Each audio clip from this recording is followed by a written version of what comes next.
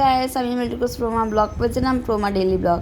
তো আজকে হচ্ছে কি আমি ডালগোনা কফি বানাচ্ছি। তার জন্য হচ্ছে এখানে আমি 1 চামচ কফি আর এখানে আমি 2 চামচ চিনি নিয়ে নিয়েছি। এটাকে খুব ভালো করে অল্প একটু পানি দিয়ে মিক্স করে নিয়েছি।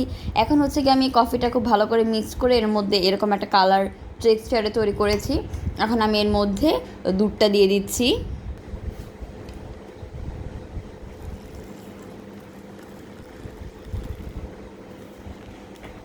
এখন এটাকে খুব ভালো করে গুলতে হবে।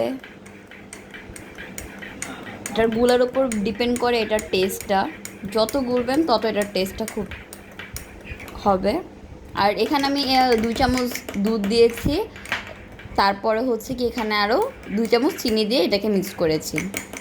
তারপর দুধটাকে ভালো করে জাল দিয়ে দুধটাকে গরম করে ফুটন্ত করে তারপর হচ্ছে কি এই কফিটার মধ্যে দিয়ে দিয়েছি।